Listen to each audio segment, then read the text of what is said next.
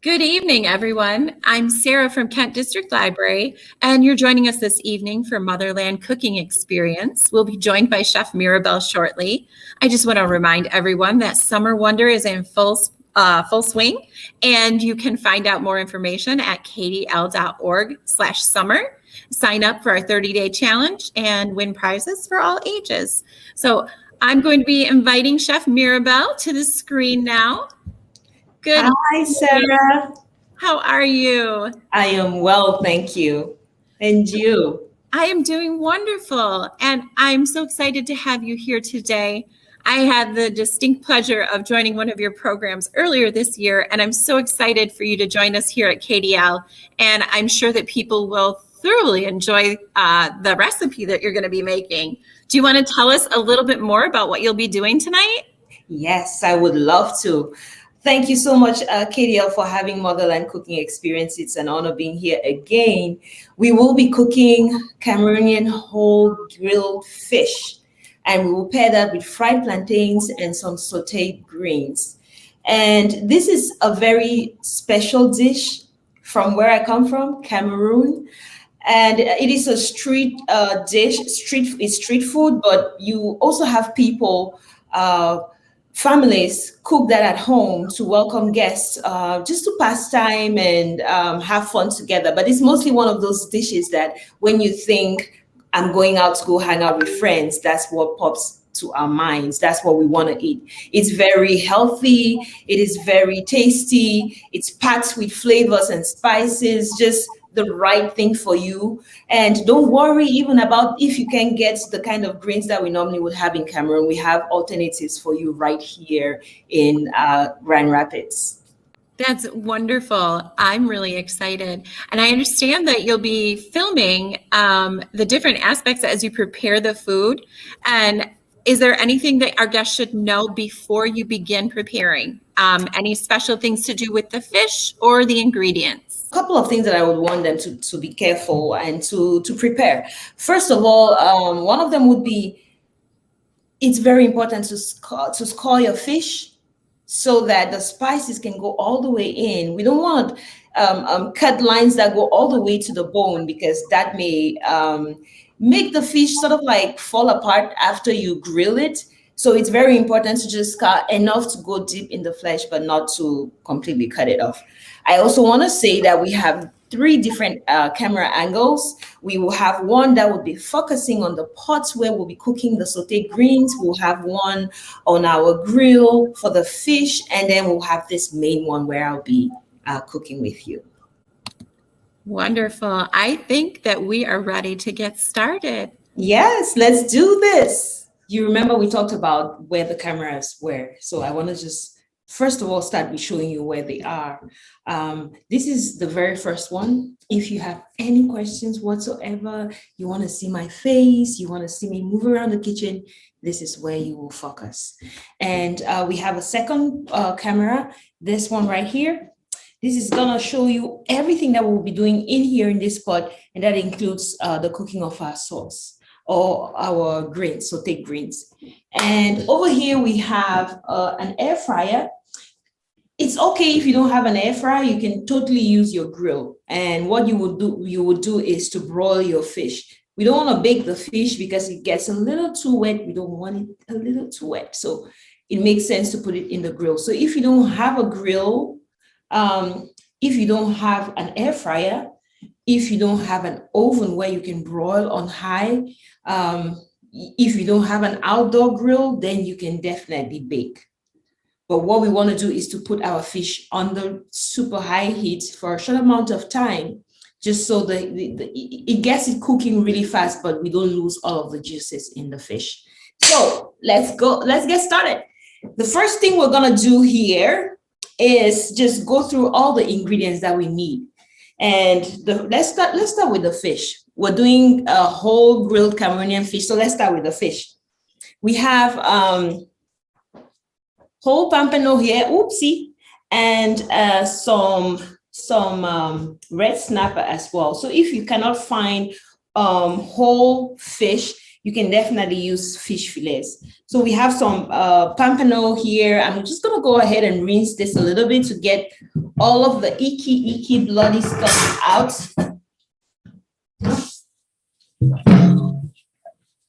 I want to rinse that off thoroughly.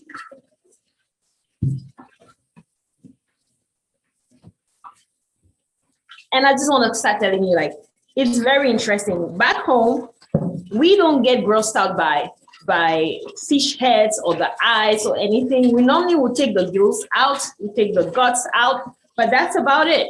And we just get to grilling. And I'll tell you, you don't need to throw these away, because if you grill them the way I show you how to grill them, you wouldn't want to throw these away. So now that I've rinsed all of this, I'm gonna just go into explaining what we need to do with our fish. You start by scouring your fish all on both sides. I've done that with the two whole fish that I have here. And then we also have our red snapper, because it's a fillet and it already has these cracks in it. I don't know if you can see it there. These cracks, yes. We don't need to score it anymore because it already has most of the things that we need. So I'm gonna go ahead and rinse this pot and get the little icky, bloody thing out of there. Wash it very well. We don't want this when we start cooking. And so the first thing we're gonna do is just rub on our spices, get our fish marinated. I'm gonna put it right here so you can see exactly what I'm doing. But in order to even go there, let's just go through all our ingredients like we said before. So if you have your plantains, you are good to go. And before we move on to the next spice, I just want to show you how you get to peeling your plantains and what kind of plantains you need for this. You want to have like yellow plantains, something that looks like this. This is a little on the riper side, but if you have something like this, it's still good. If you have some plantains that are just yellow, that's good. What we don't want is like green plantains, because those will be a little harder and they will not bring any sweetness to the dish. I want to show you how I'm going to peel my plantains. This is very important. You want to make sure, like I said, you want to make sure that your plantains are yellow. If they are green, it means that your plantains are unripe. You will not get that sweetness. But also what's going to happen is your plantains are going to be really hard to peel. So you need to watch how we do it. If you already know how to peel plantains, give me a high five. There we go. But if you don't, this is how we do it. We're going to go ahead and cut the tip off just like this. And then we'll cut the second part off as well, just like this. And then what we're going to do next is just slide the knife through all along the plantain from top to bottom, and that will allow us to peel this off. And that's it. Pretty much very simple but effective. So I'm just gonna go ahead and slice my plantains again. I'm gonna put it up here so you can see what I'm doing diagonally.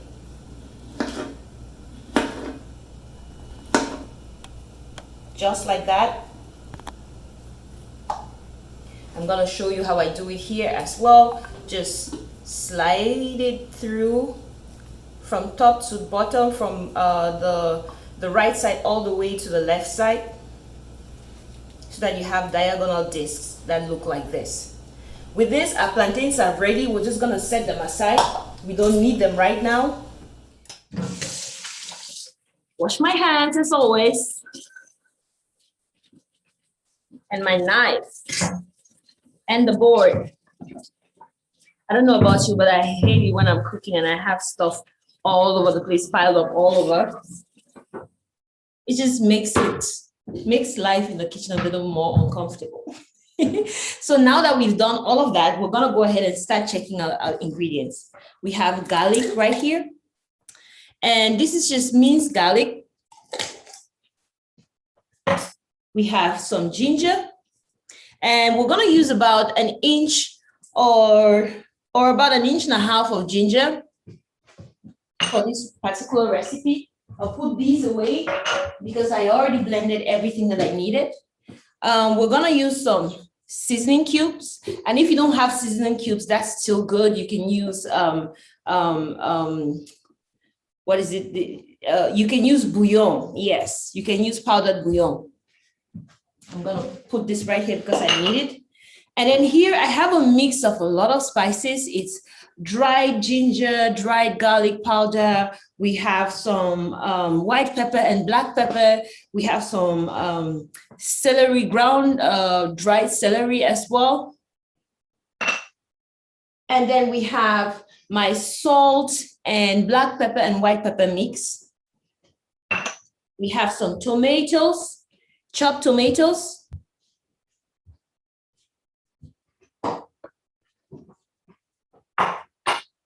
I have my onions here.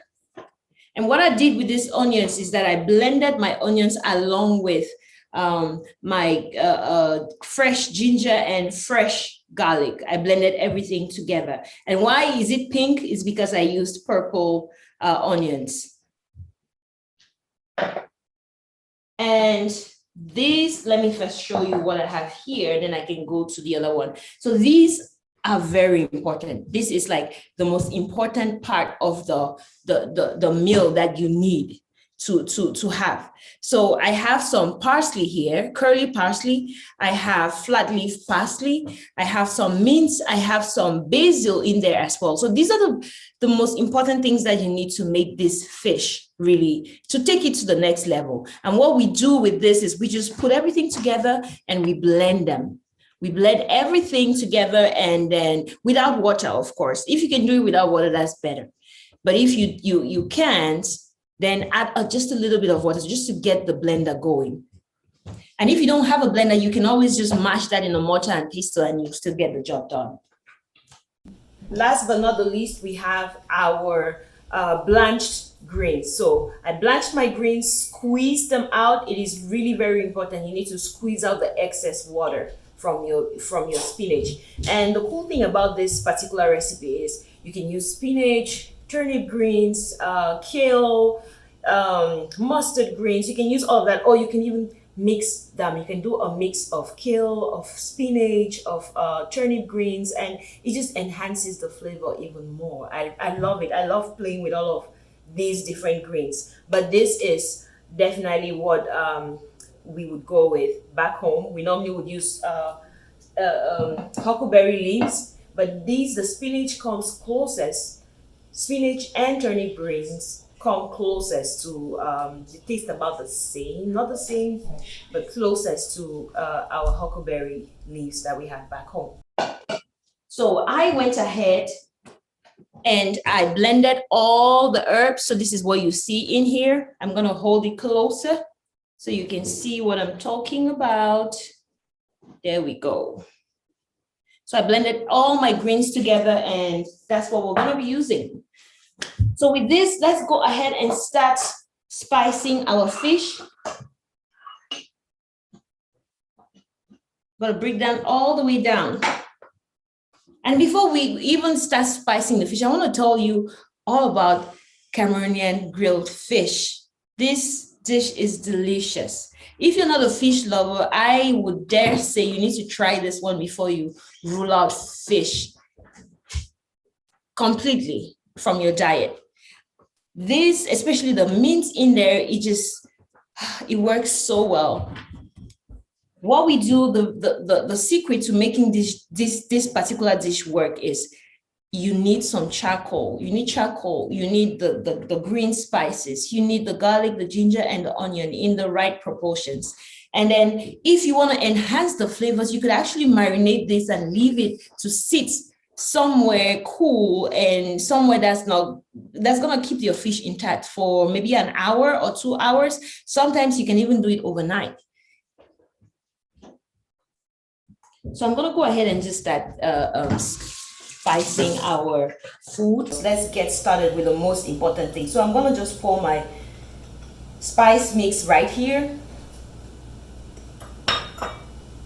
What we want to do first with this is just add some salt, some white pepper, and some black pepper. And you know, I already had my mix here that I showed you previously. So I'm gonna go in and take a teaspoon of this mix and just mix it up here.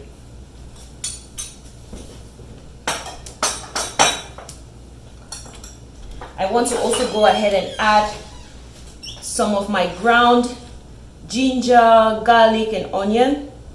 So I'm going to put that in there as well. And I'm going to mix all of that up.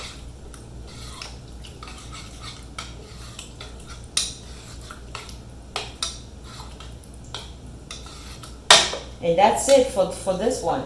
So the next thing we're going to do is just salt our fish. We want to make sure that we give it something to start with, you know.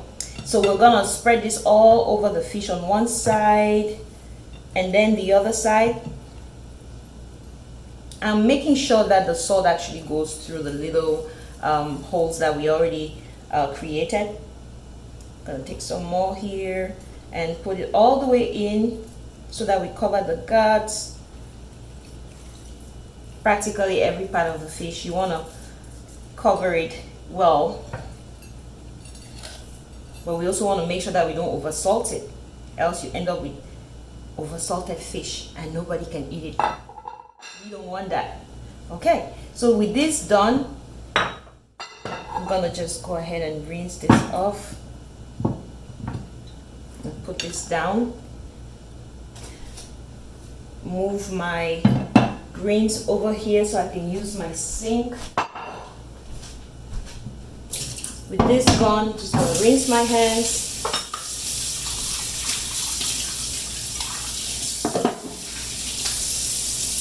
Okay, the next thing you will need is a basting brush. And if you don't have a basting brush, that is fine. You can still use your spoon, the spoon that we use to mix our herbs, the green herbs. We're just gonna use the spoon if you don't have a basting brush. So I'm gonna go ahead and do that.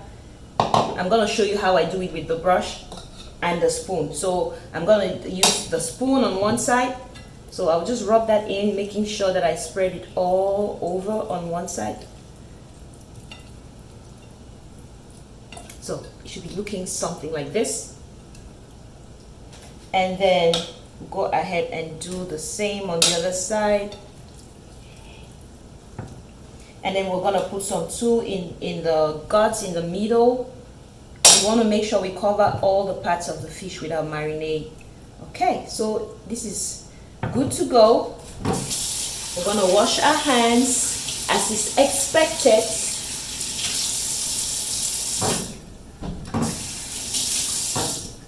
And then we're gonna go straight to turning on our oven. If you're using an oven, this is the right time to turn it on. And again, we wanna just broil. We don't want to bake our fish. You can bake the fish. What you will not have would be the crispy skin, and that's a very important part of it.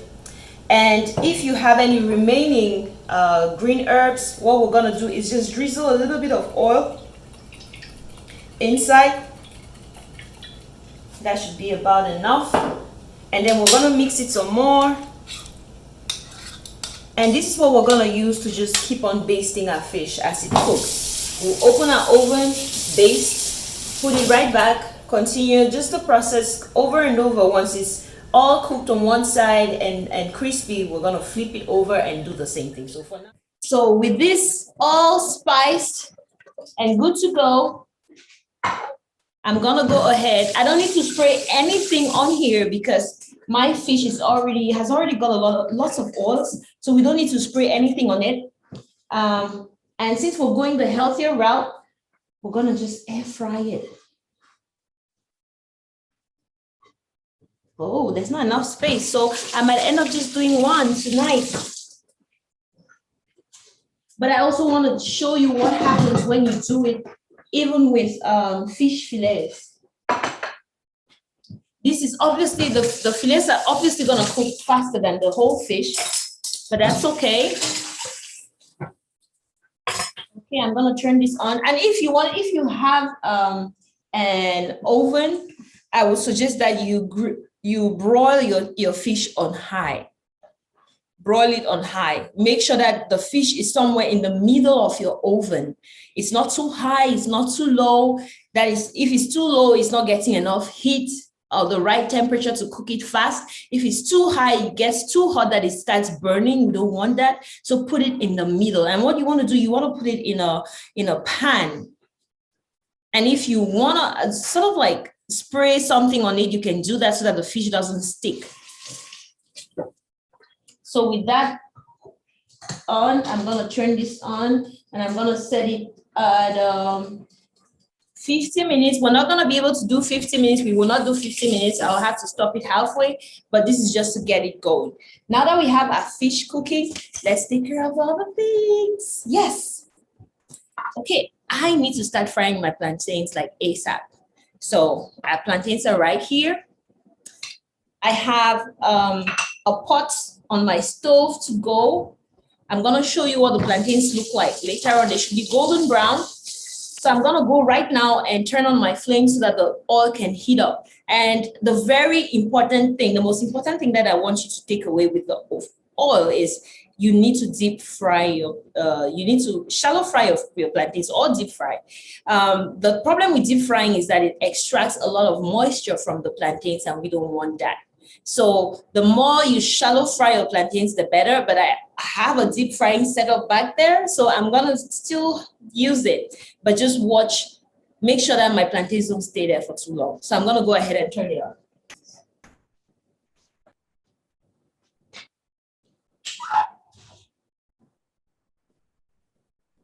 And so I just put my, my oil on the fire. I'm heating the oil now to fry the plantains. This gives us time to now work on our sauteed greens. So here I have blanched spinach. So I blanched my spinach a while ago. And if you like to cook from scratch, which I love to do, I have a garden with lots of greens, turnip greens, kale, spinach, and I like to just mix all of these things together for texture, for flavor. It's really good. But then it's a nice replacement of what we normally use back in Cameroon that is called huckleberry. I know we have huckleberry here, but what I see people do is people consume more of the huckleberry fruits than they consume the leaves. Back home in Cameroon, huckleberry leaves are the thing. From the south of Cameroon all the way up towards the north. People love their huckleberry leaves. And it's really rich in vitamins for your body, for your eyes, for your skin. So yeah, and it comes with a little bit of bitterness. It's not all just normal. It comes with a tiny little bit of bitterness. And that's good because it works very well with all of the flavors that we build together. And so let's go ahead. I'm going to turn this on so we can start working on our sauteed greens. But while all of these things are warming up or heating up or getting ready, let's talk and learn about Cameroon. Yes. So she here comes from Cameroon, and Cameroon is found in the central western part of Africa. We are considered we're considered a part of Central Africa, but we're really more Western. Cameroon is one of those countries that you go, you visit, and the food just takes you and you don't want to leave. And it's not because I come from Cameroon that I'm saying this. If you've ever been to Cameroon, you know why. Cameroon is very gifted because we have about 3 different climatic regions. And with that, we cover a lot of the Sahel, we cover the grasslands, and we cover the rainforest. So there's a lot of ingredients that come from these different climatic regions. Cameroon is also known as the peanut capital of Africa. We consume a lot of peanut, we use it in our dishes. Cameroon is also one of the most diverse countries in Africa. We speak about 273 different languages and represented by about 273 tribes. And just to give you a perspective, if you left Grand Rapids and you were going to Detroit, Once you get there, you will not be able to understand what they're saying because it's a different tribe and it's a different language.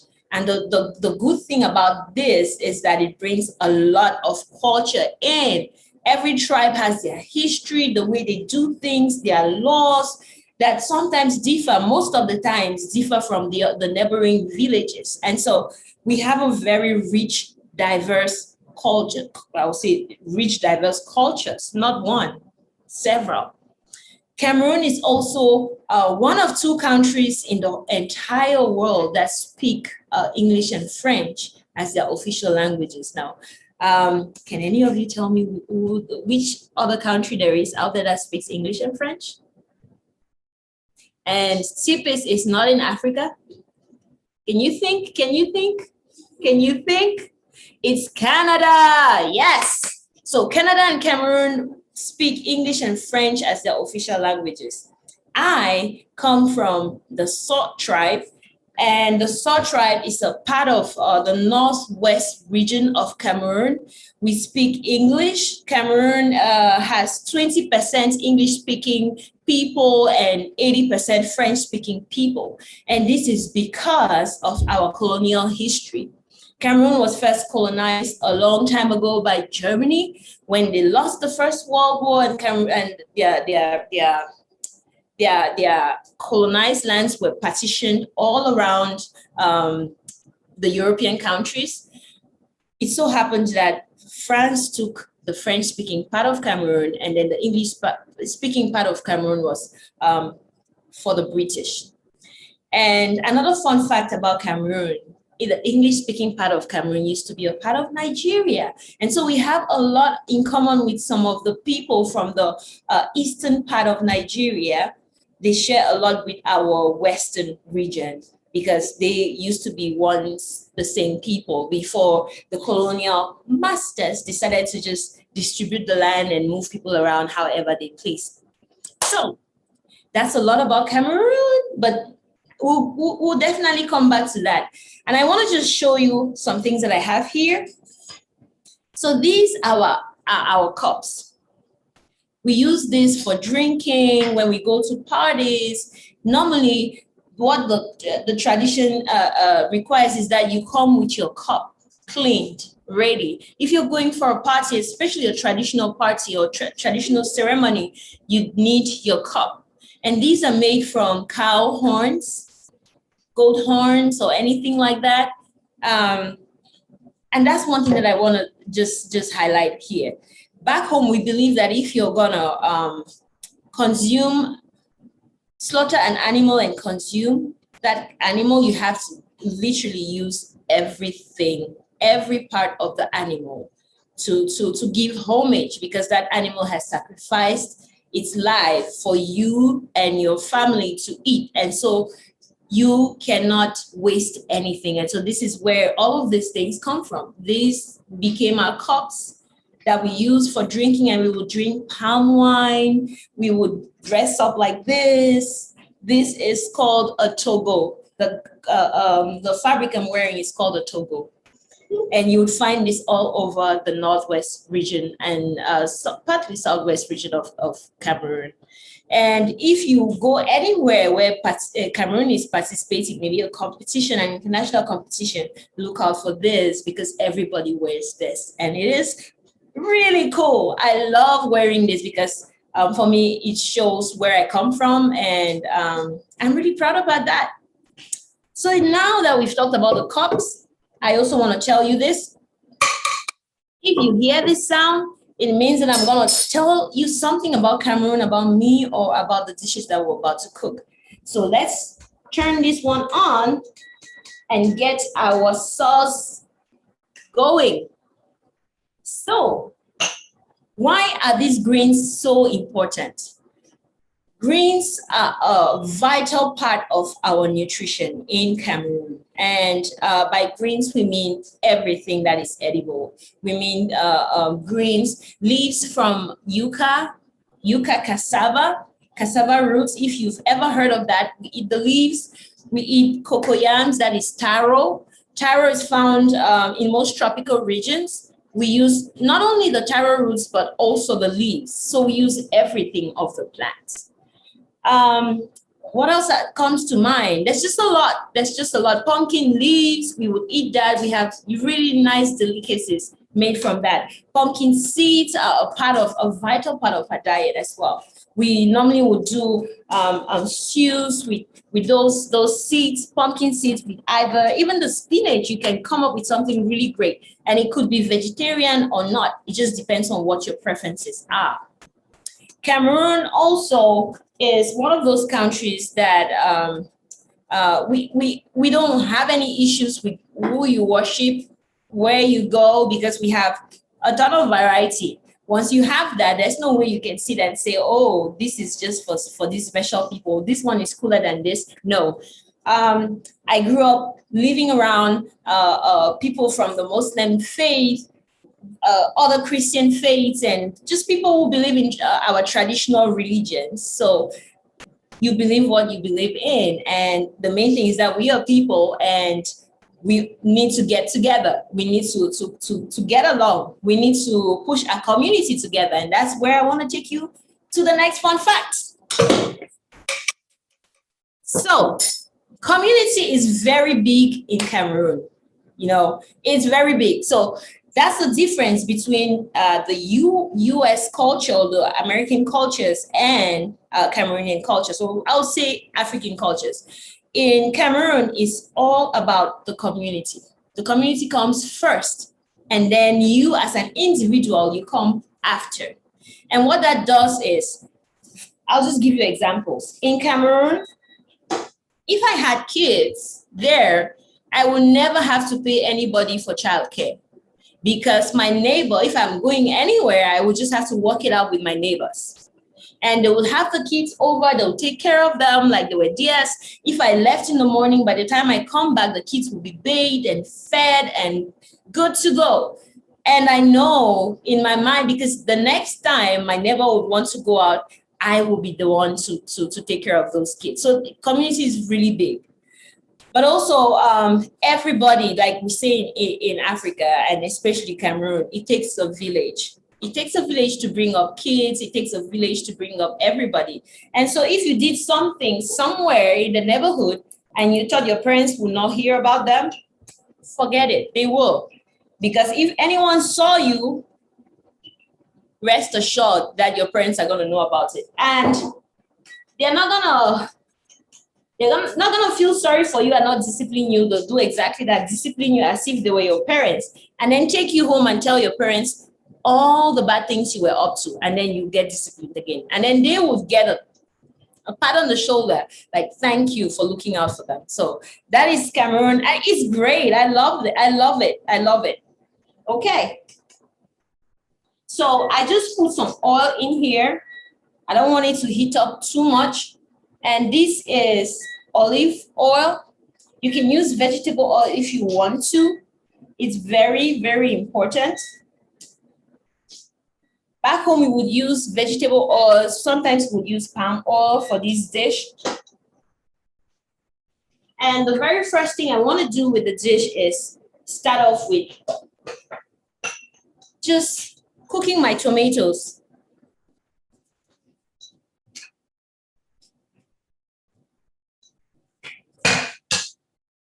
So I'm going to put that in.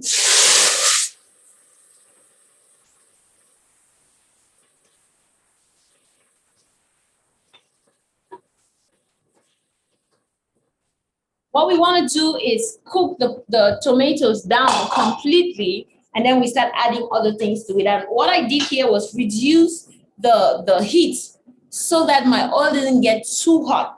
And now that I have my tomatoes in there, and the reason why I did that is because I didn't want it splashing and burning me. So I turned it down, but now I'm gonna crank it up all the way up to like, let's use the temperature to like 390 even, but we just have to make sure that we're constantly stirring. We're constantly stirring our pot to make sure that it doesn't burn. Meanwhile, our fish is cooking nicely here. I can see it. It's starting to sizzle. So all the fats from the fish are gonna come out, and they're gonna come out to play with the fish, frankly. And what I'm gonna do next is I'm gonna open this. This is one of the most important parts of this recipe. You know, I showed you all of the grilled or the browned veggies, the herbs that we blended. I put them all together here. And what I'm gonna do is basically just baste the fish with this. And this is what gives it the X factor. I will continuously do it until the fish gets completely cooked. And if you're using your oven, this is something that you can easily do too. Just open the oven, get your basting brush, and you just baste your fish.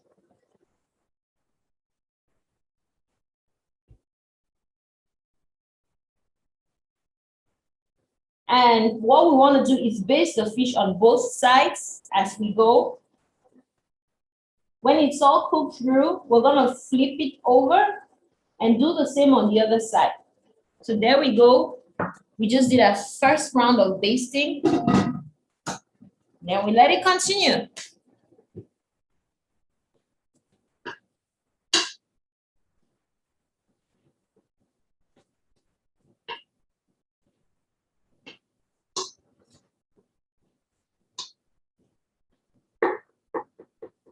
Meanwhile, our tomato is cooking away here.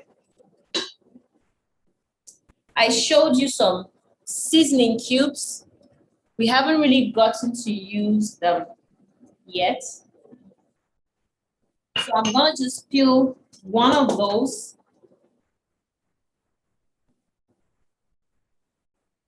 And if you're not comfortable using seasoning cubes, that's still fine. You can just put it, use bouillon. And if you're still not fine with using bouillon, the salt and all the spices are gonna do the work for you.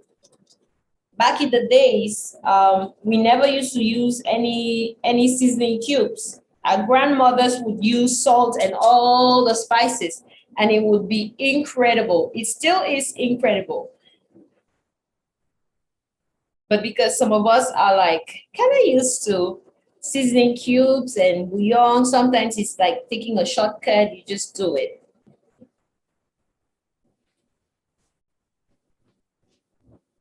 And it's also very important that you watch how much salt you put in there. I have the proportions, the right proportions for all of the things we have there. So you don't need to worry about, you have the exact number of seasoning cubes, the exact number of teaspoons of salt to use. All of those things are there for you. Okay. So the tomatoes are still cooking through or cooking down. You want to cook them down completely.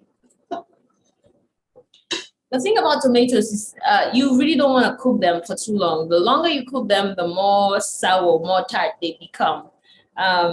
Because as the water evaporates, it leaves behind the acid. So you don't want to cook it too much. We're almost getting there with this one.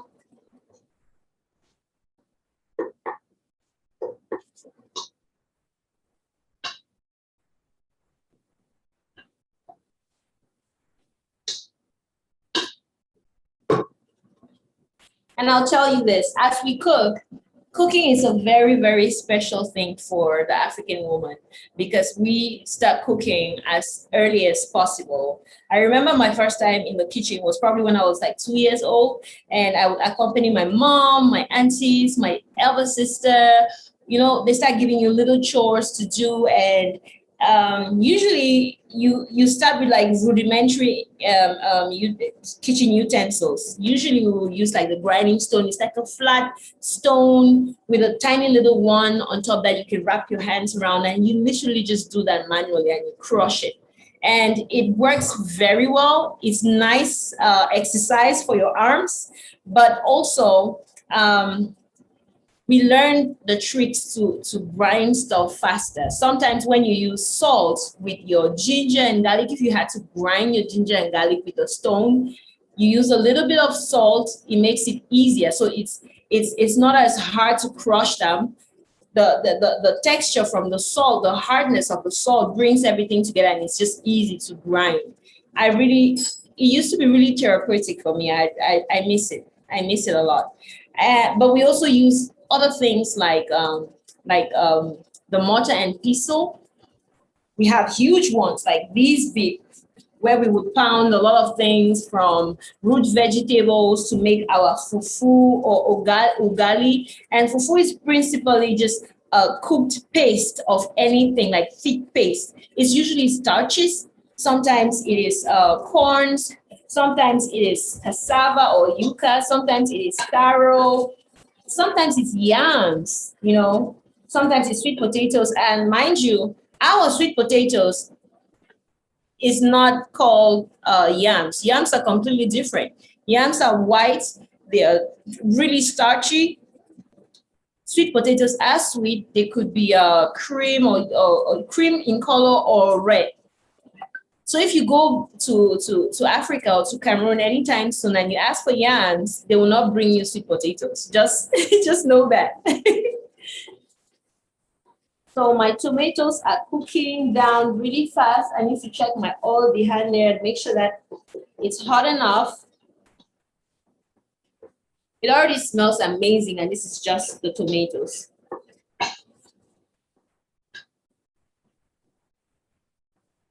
So I'm just gonna go ahead and show you I'll show you what my tomatoes look like right now. Let me take it right over here and show you what it looks like. So it's kind of like really cooked down. And what that tells me is it's time to go ahead and add my onions. And what I did with the onions is that I blended purple onions along with garlic and ginger. And so I have everything that I need in here. It just makes it easier. It just makes it easier. So one other thing that I wanted to mention is, or really highlight, is the fact that Cameroonian cuisine and most of Western Africa and Central African cuisines, we do a lot of,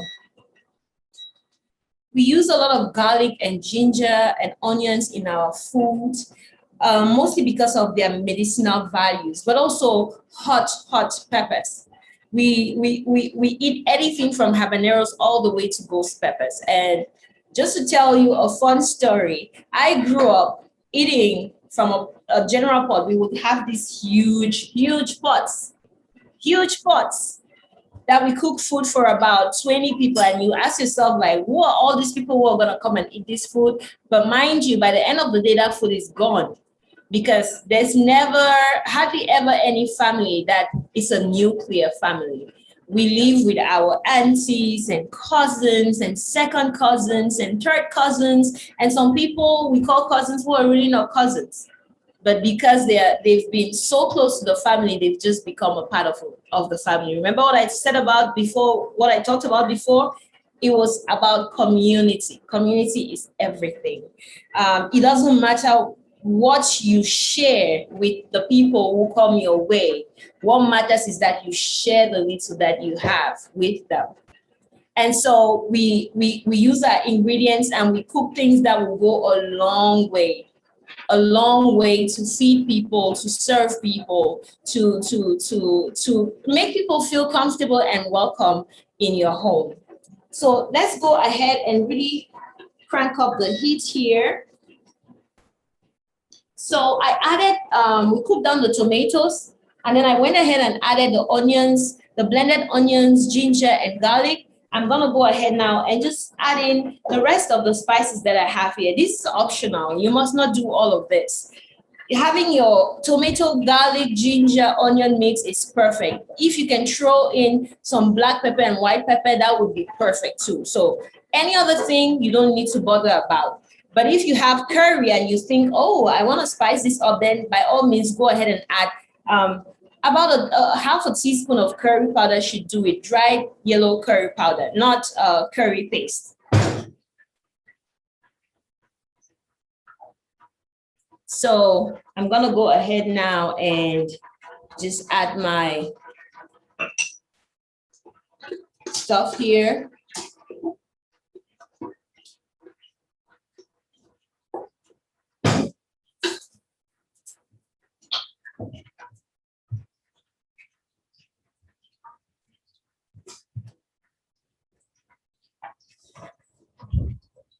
So I can see that my plantains are hot enough. So I'm gonna go ahead and add them there.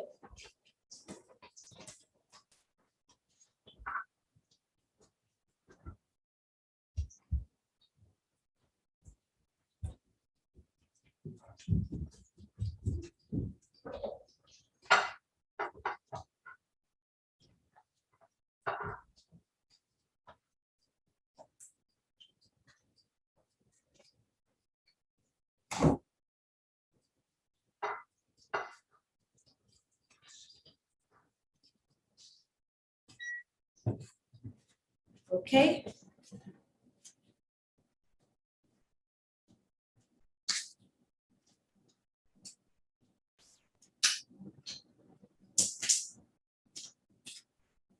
My plantains are in the pot and it's frying and it's good to go.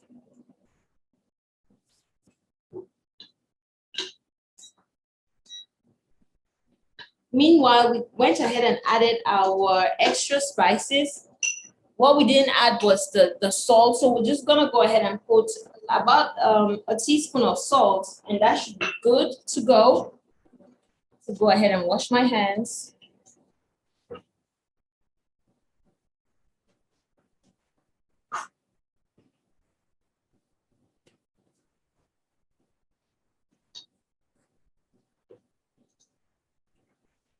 Our next step would be to add our seasoning cube. Again, like I said, if you don't feel like you want to add any seasoning cube, that's totally fine. You just taste your food and make sure that you have enough salt in there, and it will still taste really, really good. Because a lot of the times our parents used to cook this, they never used any seasoning cubes, and it was the bomb. So a lot of things that you could do with this particular recipe.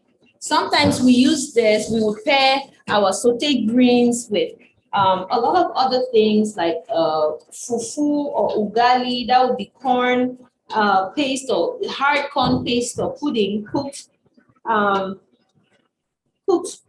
in water. Sometimes some people would add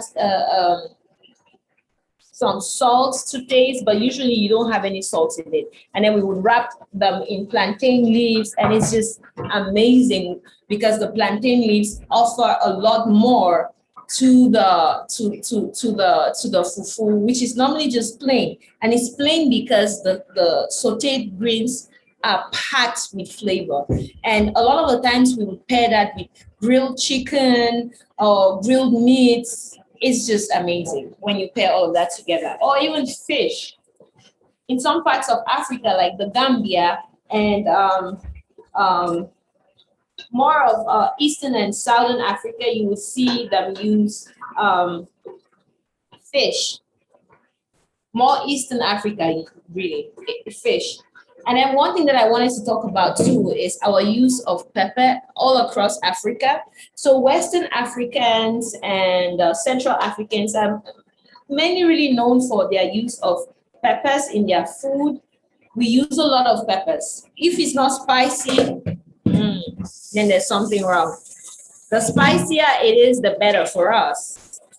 And yeah, I remember I was gonna tell you a story about how we grew up. And what we would do, we would normally cook in a huge pot.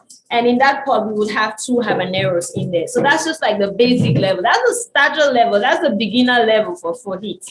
And then by the side, we would be grilling more habaneros for those who want more heat. So we would grill it over charcoal in the kitchen that's outside that uses mostly wood.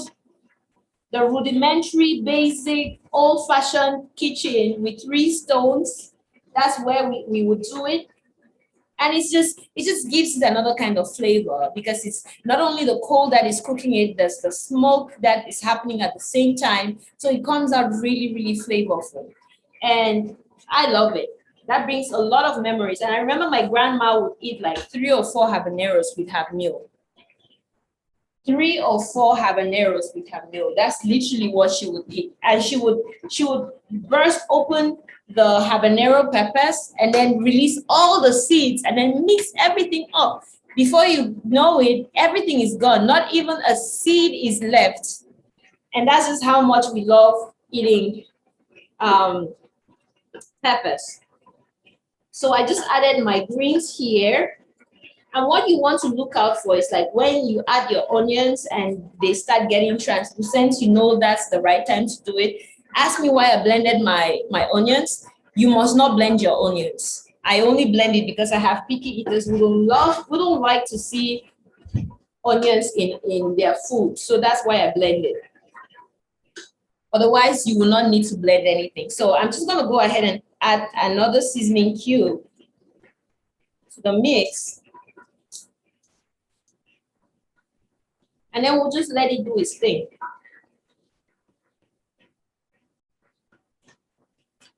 So after you've added all of these spices, what you want to do is to literally, you don't want to cook your greens to submission, because the reason is because you've already sort of like blanched it. So the cooking process had already started.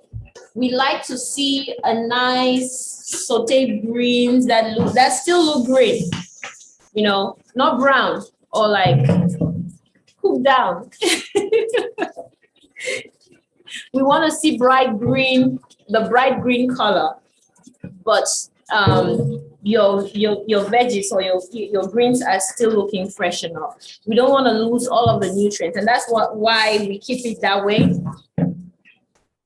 And so this has probably about 5 more minutes, and then it will be good to go. So I probably should be preparing my plates for plating. And I want to tell you, we have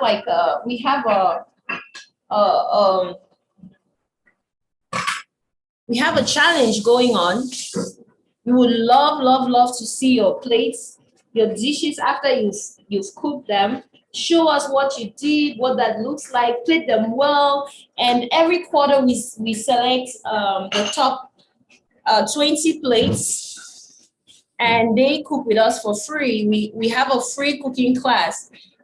We cook a 3-course meal paired with wines from Africa. We'll send you a wine list to buy, ingredients to buy, and then you join us online, and we would play.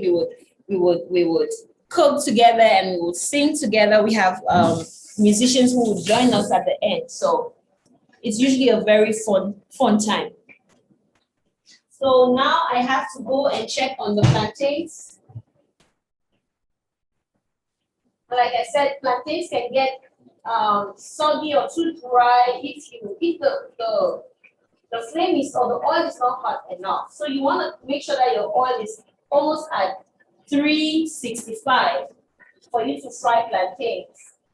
And you need that to get to golden brown.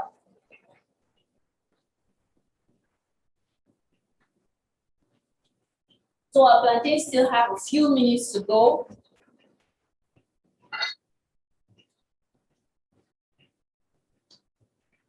Can you believe it? I forgot my apron.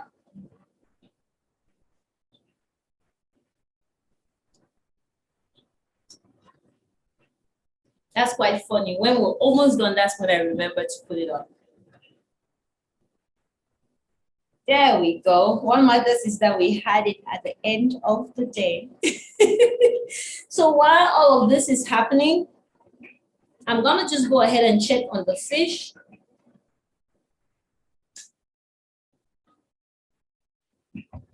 It's very important that you check on your fish as often as possible.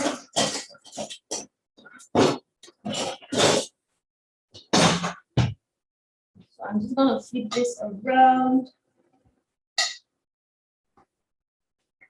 I can see that the fish is almost cooked through already, especially the fillets, they are about good to go.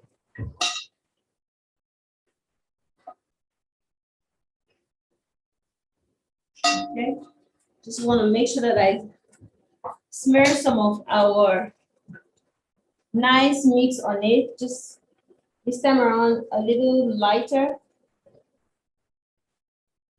And then we'll just let this other part crisp up a little, and the fish will be good to go.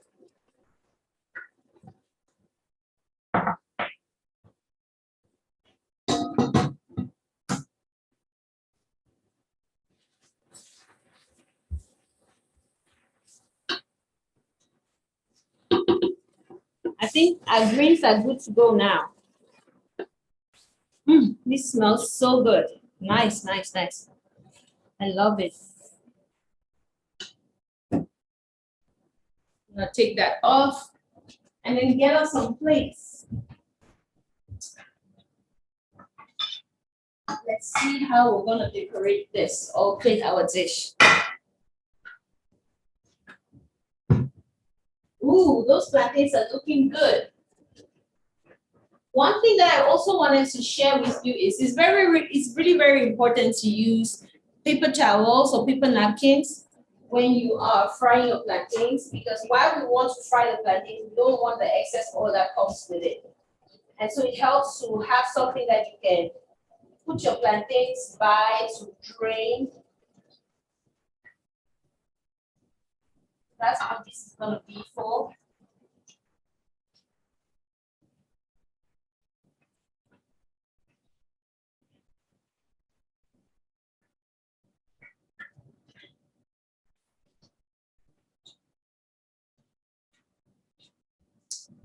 Nice. So our plantains are ready. Let me show you what this looks like.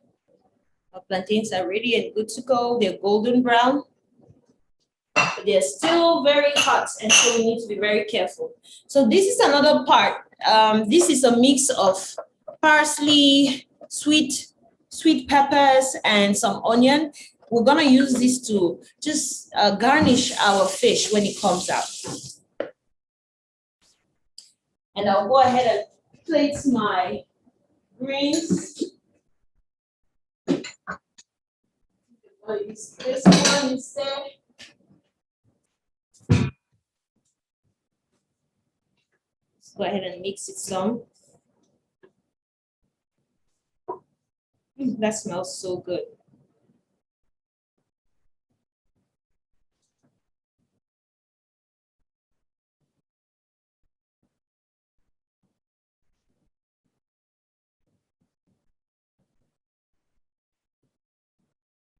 Okay, just to show you what our greens look like. That it is. Ta-da! Love it. I'm gonna put it here, all the way over here. And then we're gonna wait for our fish. Give it a few more minutes, and then we will take it off. So you want an even browning on both sides.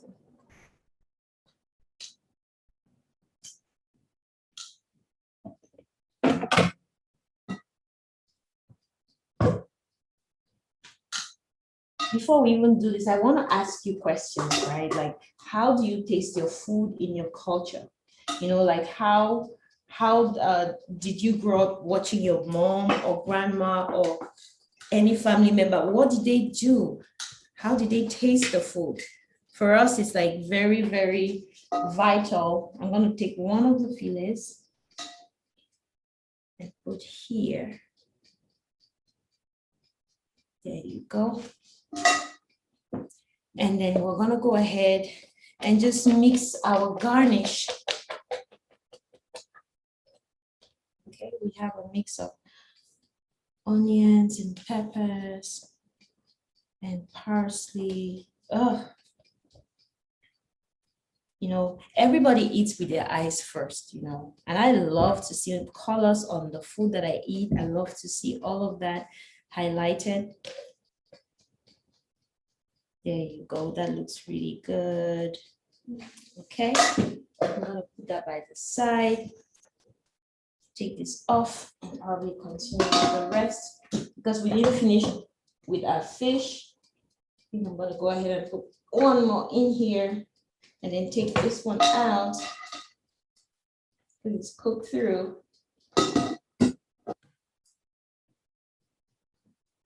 right here.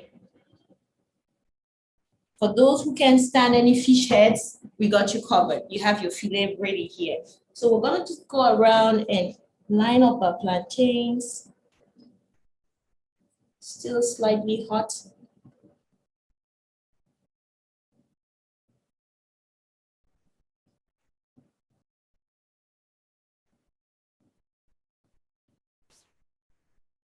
And because our plantains were very ripe, I'm just gonna throw a few more here, maybe just a few parsley leaves here. We don't want to cover our plantains. We want them seen. There you go. And I'm gonna take this off so we can show you what we have on here. Here we go. We just finished cooking our sauteed greens with some fried plantains and our whole grilled fish. We did put in some fillets in there just in case you're still not comfortable with the idea of eating a whole fish. You can do fillets, and this is exactly how it goes. So just to tell you again what Motherland is all about, we take you on an exciting journey to Africa through food, through music, through art and storytelling, social studies too. So we are all about having fun while learning about other cultures, learning about how people do things. And just to give you some examples, time is a very important factor. Back home, it doesn't matter when you come to work. What matters is whether you deliver, people can count on you to deliver on time. So people don't police your coming in and going out as much because they know that you are going to deliver at the end of the day. Here, it's kind of different, where it matters when you show up. If you come early and you leave late, it means that you take your work really seriously. And so sometimes when we have Africans who move out here or Americans who move to Africa, everybody's dealing with this cultural clashes and cultural issues. I just want to maintain some of that. Now that we are done with our cooking, a very important part of our experience is the music. So we're gonna be able to sing a little bit before we go. And the song that I want to sing to you today is a lullaby. And the backstory to this song is that back in the day, mothers whose main job would be taking care of the kids, the household, the food, the farms, they would leave very early in the morning and go to the farms or the market. Sometimes they go to the farms and then go to the market, because when they harvest, they want to go to the market and sell fresh things, because that's what we consume back home. It's all fresh from the market. Hardly ever anything that is tampered with. It's mostly organic, fresh from the backyard. We love fresh ingredients because that's where you have the biggest flavors coming through. And so they would go to the farm or to the market, and then their kids would stay back with some of the other women at home. And so these women, after the kids start really missing their mothers, they would sing this song to them. And it just says, hello, little baby, don't cry. Your mom has gone to the farm or to the market. She's gonna come back with some goodies for you. And we know we always tell you that you shouldn't keep everything to yourself, but now you get to do that. You have the choice to do that. And so this will make the kids really happy and all of that. And they would eat and they would sing with the women until their moms come back from wherever they went to. And that's one thing that I also mentioned before, remember what I said about childcare? It's all about the community. You don't have to pay money to get childcare. You just depend on the women around you or the families around you, because they will do the same. They will expect the same from you. So let's go. This is how it goes.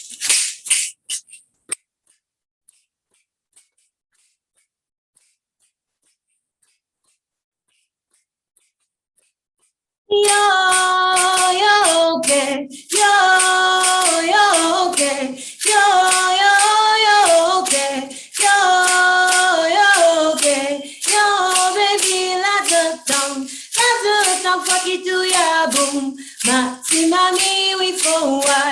from Ricky Runke, Hawaii. Hello, Eli, for one day. Hello, Eli, for one day. Yo, yo, okay. Yo, yo, okay. Yo, yo, okay. Yo, yo, okay.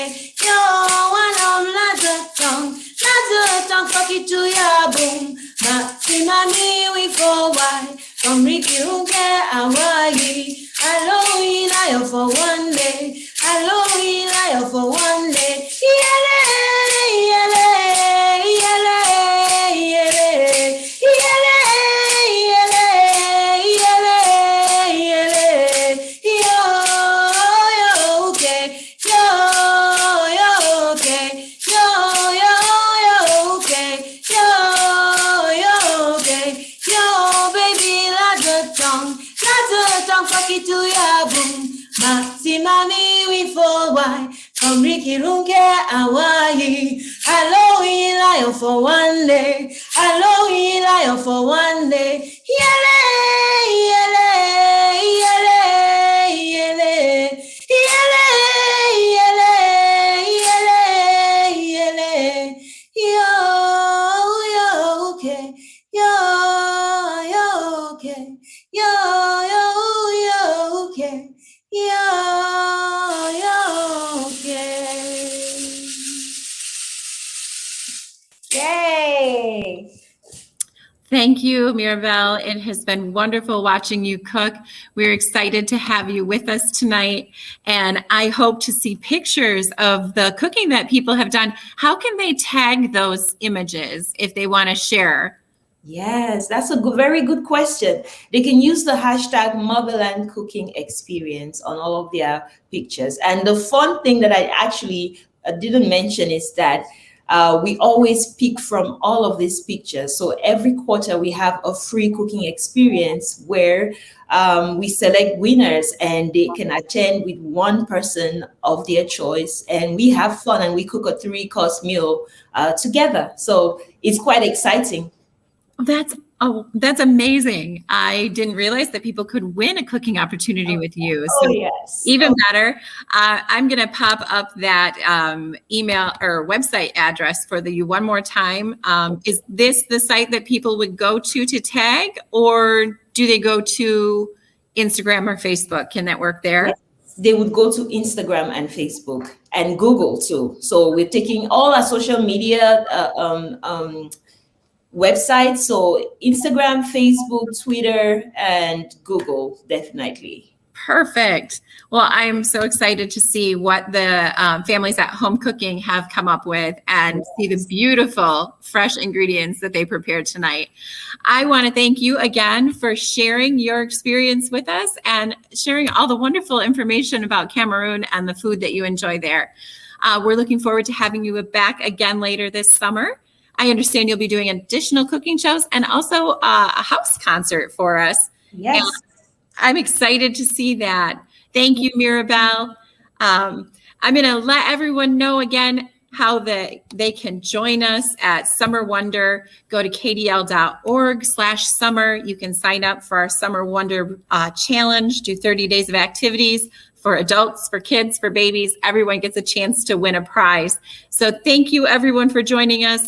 Follow us at kdl.org for more streaming activities this summer. Thank you.